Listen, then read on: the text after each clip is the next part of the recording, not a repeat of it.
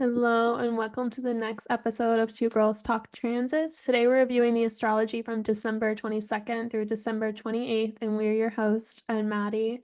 And I'm Kaleigh. And welcome back. So, this is kind of that turning point of the week, I guess. There's a lot of bigger aspects going on. We still aren't leaving the whole Gemini Sagittarius mess quite yet, but we open up this week with that sun very fresh in Capricorn. So this is happening on the 22nd on Sunday, Mhm. squaring the nodes that are in Aries and Libra. They are at the very early degrees of Aries and Libra. The nodes do move backwards and they'll be moving into Pisces, Virgo in 2025. So this is kind of I feel like this day may give us a bit of a feeling or sense of what we're wrapping up in terms of all the eclipses that we've had in Aries and Libra. And we're going to have one more eclipse that kind of cleans up everything in March in Aries. And Mhm. whenever the sun like squares the nodes, I feel like it delivers some information or just maybe some awareness of how you've really increased your topics and things of life in Aries, and also like decreased or let go of things in the house of Libra for you. Interesting. So it gives you kind of like Sun in Capricorn, like a practical viewpoint of that cycle. And, I feel like Capricorn really represents like culmination. So it couldn't be like, what has culminated for you over those eclipse cycles, which I think is really good to reflect on, especially since we're going to have eclipses in new areas. It's just like really interesting information to keep tabs of. And if you have like some kind of, journal or anything that you keep information about like transits for like a future date, could just be really interesting to like reflect on that eclipse cycle, because you'll be experiencing it again in the future at some point. Yeah. Yeah. Yeah, I was really into the Aries Libra eclipses because they completely tore me up. Uh, But that's but naturally gonna happen. I mean, Maddie has so much energy in Libra, so she can't get past that without burn up.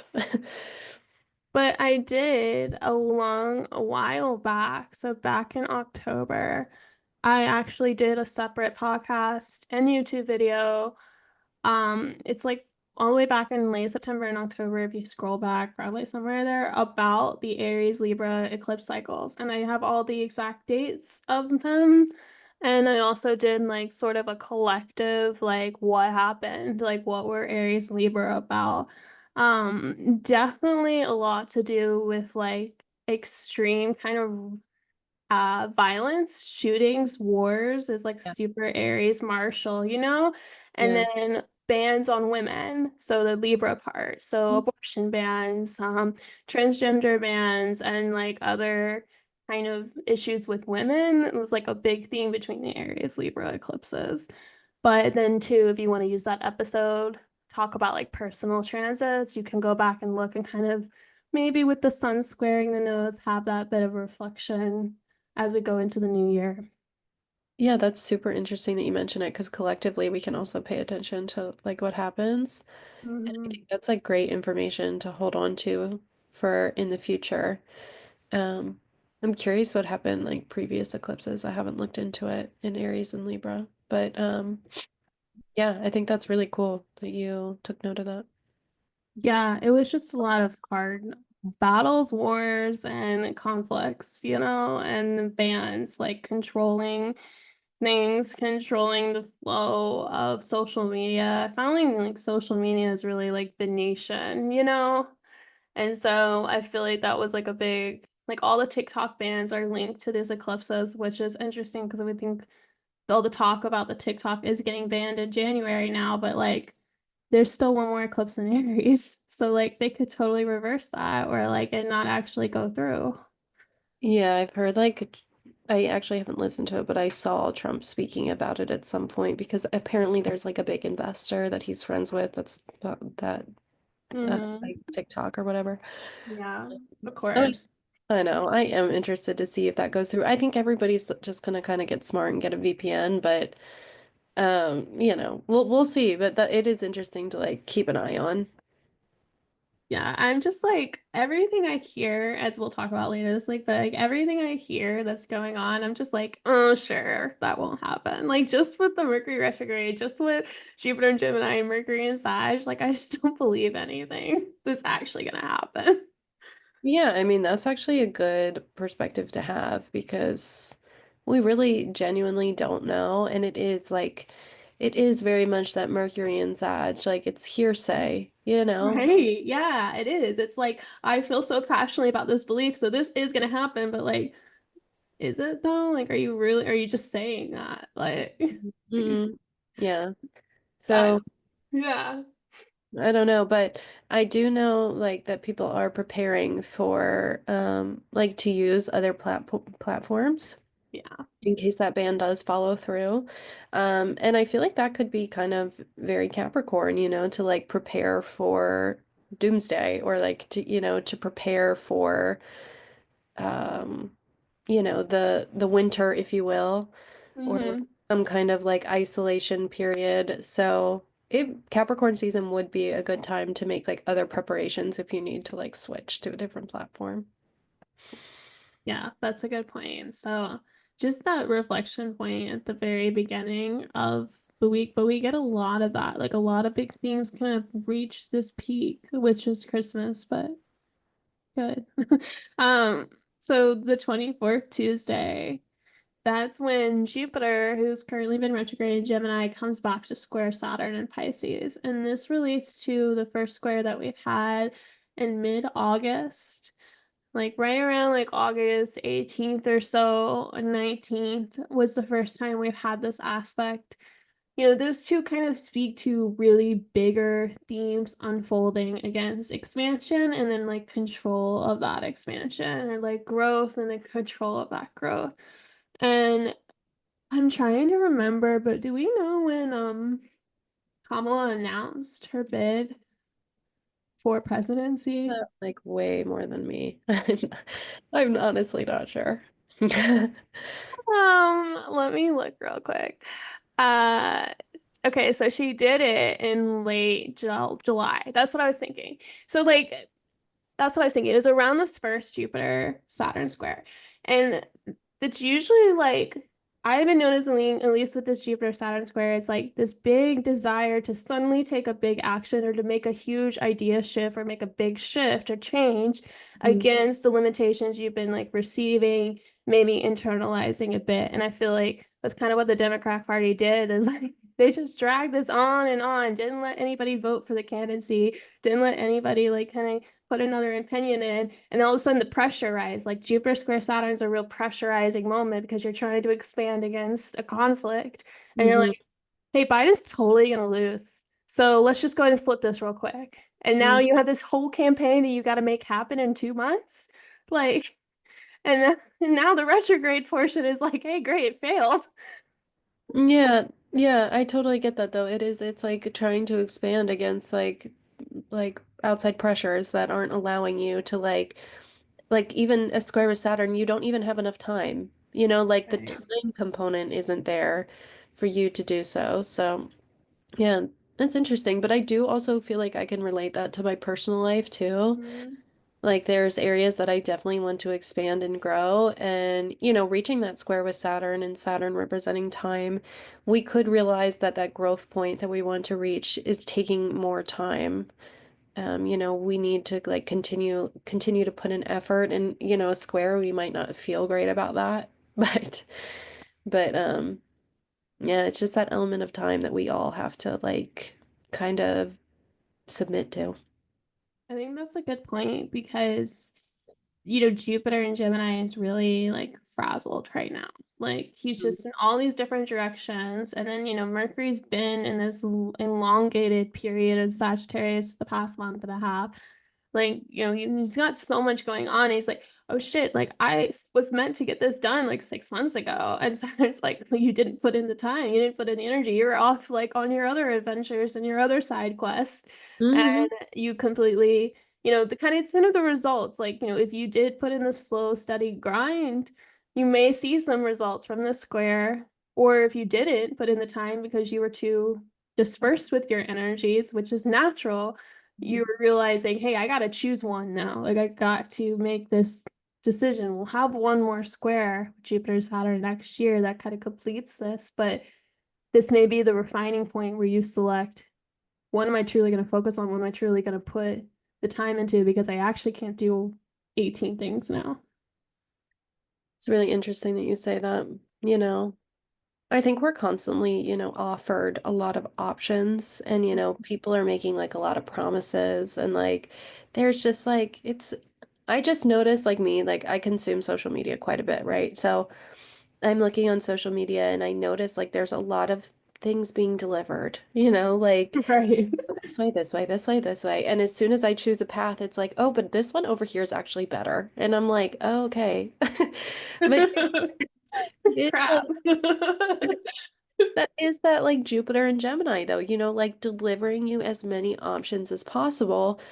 And I'm trying to think like at what point that I guess it would be, that square to Saturn that would be like, okay, pick one, pick Yeah. one thing that you're gonna like go through the test of time with. It might not be like the greatest thing in the world. Maybe there are other better options potentially, but you need to be able to see something through to the end. So just pick that, one thing. Yeah, I agree. And that's what I think is going to be a bigger theme just this week. And maybe it is reflective of the energies anyway. Like most people have this week off work or a couple days off work here. Like reflect, yeah. Yeah, and then because then on the 26th, which is the Thursday, so like the Jupiter Saturn square is still very much active, but the 26th, Mercury, ruling Jupiter, is going to come opposite Jupiter and then also square Saturn. So it's like delivering the messages between Hmm. those two planets, like activating that T square, right? And now Hmm. your mind is like, crap, I really have been putting all this time into 18 things, and now I need to be like, oh, this one thing is actually super important and I need to just zero in, get stricter about it, get clearer about it, put up boundaries. The Saturnian element of like hard work really comes into play this week, I think. Yeah, I was just thinking about that as you're talking. I'm like, we're talking a lot about Saturn here. The sun Yes. is in Capricorn and Oh like yeah, I didn't even think. Of course, the sun being ruled by Saturn too. I Like, know. So really this week, I think we're gonna get a little bit more serious about things. Plans are gonna be put into place, formulating in our mind first, and then, we're really gonna have to like carry those out later, but we are all gonna kind of be really um, getting like really close and comfortable with Saturn this week. yeah, I think it is going to get like more serious. Mercury's direct. And then, Mercury's already like, okay, moving a little. It's finally picking up speed this week. Like last week, it was still slow coming off of that full moon. Hmm. So now Mercury's moving a lot faster, wanting to just get going. And now you have to be very selective and very Saturnian, very like, what am I prioritizing? Like, what am I doing here or not? And probably a big chunk of this being Mercury's third time coming opposite Jupiter and Saturn is to like, cut away with that final revision. You cut it away from saying now what are you one thing or two things are you selecting to move forward with? I think you said, did you say Mercury opposite Saturn or opposite Jupiter? Sorry, it's opposite Jupiter squaring Saturn. Okay, just making sure. But Yeah, there's a lot going on there. no, I know. I think so too, though. I think, that opposition to Jupiter again, we just continue to keep getting the same message again and again. And it's just like, for some reason, it's needing to be like solidified multiple times. Like, we're not getting it, we need to Yeah. like, we need it another time. And yeah, I think it's really interesting though. In about a week, I guess, Mercury will complete its time in Sagittarius. Yeah, early January it moves into Capricorn. I am so ready. I don't even really like Capricorn as a sign that much, but Sagittarius and Gemini have just been too much. Yeah, get out of here. Sorry, guys. We've had enough. So Yeah. exhausting. Everyone is just so confident too. Like Jupiter is such like a confident sign, and they're just so sure of themselves that it's like you don't actually know anything. So funny. I've been reflecting on Jupiter a lot. My daughter has Jupiter in the first house. Oh yeah, she does. A little Mhm. spicy. I know, and I'm like, you just are so like in your face, you know? Like and I've noticed that about people with like Jupiter in the first is they're just so bold and like so in your face and they just don't care. And it's just funny to me. I'm like, I don't know. I don't know. It's just really interesting. But Jupiter it's like that bold, kind of like I'm right and that's how it is, you know? I know, I know. I mean like I'm crapping on it and making fun of it, but like I'm making fun of it because I have been so deeply involved. Like my Jupiter is in Sagittarius and Mercury Right. retrograde Mercury retrograde's been like right on top of it. And so like I'm playing a big part of my, Oh, I'm role right there. here. Yeah, I'm right there with you. I have a Pisces sun and a Sag moon, so Yeah. yeah, I know exactly what you're talking about. Yeah.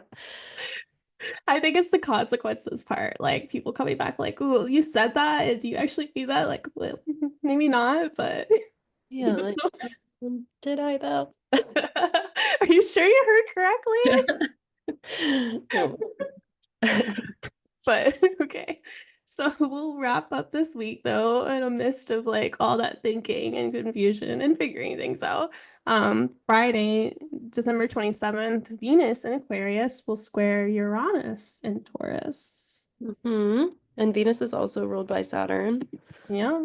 So, yep, squaring Uranus and Taurus. There's some kind of, yeah, maybe like, so I'm thinking that, decision we made to choose one thing, maybe we're getting a little bit, maybe having like a restructuring of like our values around that thing. Um, so it could be like, yeah, just like a value restructuring in some way or a change to the beliefs, yeah, or ideas that we have. Yeah, I think that's it. Venus squaring Uranus is always kind of challenging the status quo on like what is normal and what's a thing that is really attractive. Uranus is about the aesthetics that are unique and different, and Venus can be more attracting to that. And I think another component here is that, Venus is ruling Uranus in some way. So I wonder if Mm, aspect on Friday could speak more to the Taurus area of your chart too, like how Venus's work in Aquarius, socializing, sharing information with her groups or community, or just being more thinking creatively helps transmute or create change in the Taurus area of your chart, wherever that is. Like, it's even though it's a square aspect, they're kind of facilitating to each other some way. yeah, yeah, I agree with that. Even like harsher aspects, if it has like a nicer planet involved, sometimes it can be a little bit softer. So with Mhm. Venus's involvement here, I think it's like, and especially like you said, Venus ruling Uranus at the moment, I think we're having like a little bit of a gentler experience with that. It might not be as harsh, but yeah.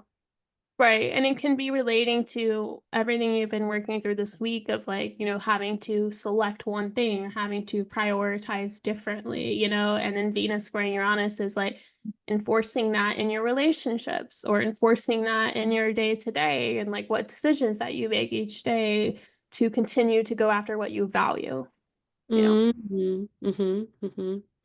Yeah, it's definitely going to be interesting to see, what comes about with that. It's a so yeah, this week you can definitely be reflecting on like where at the end of the week at least, like where Taurus rules or Mhm. Taurus is in your chart. We can get some information there about what's going on. Look at the Gemini Sagittarius axis for like some reflection points. And then you can begin to start looking at where Capricorn is because the sun will be there and you'll be getting like some illumination about that area.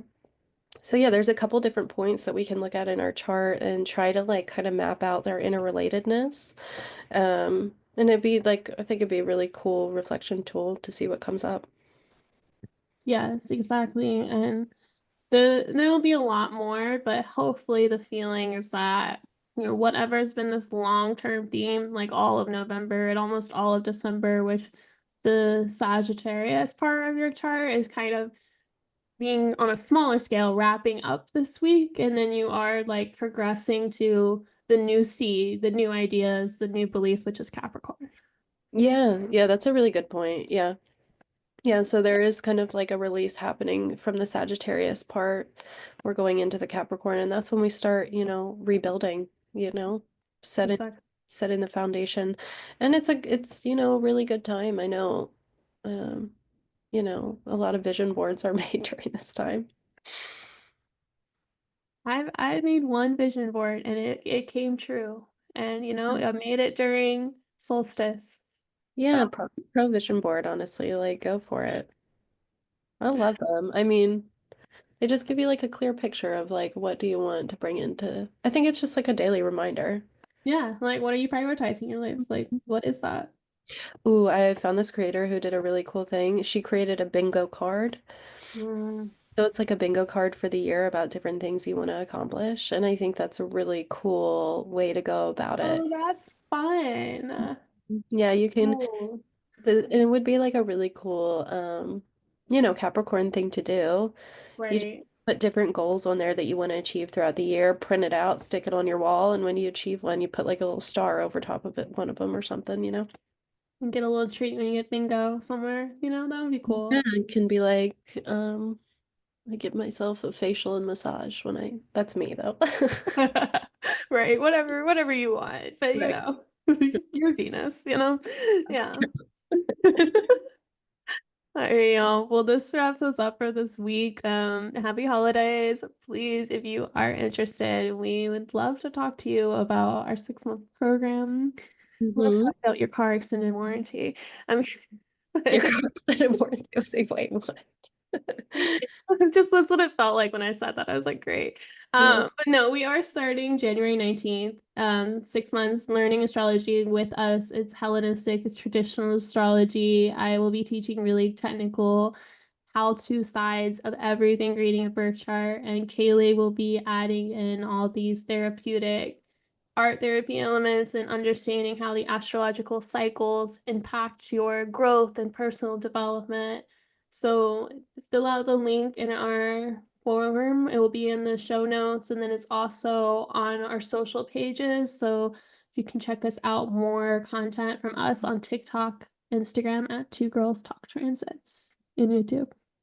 Yeah, sounds good. All right, y'all. We'll see you guys next week. See you. Bye.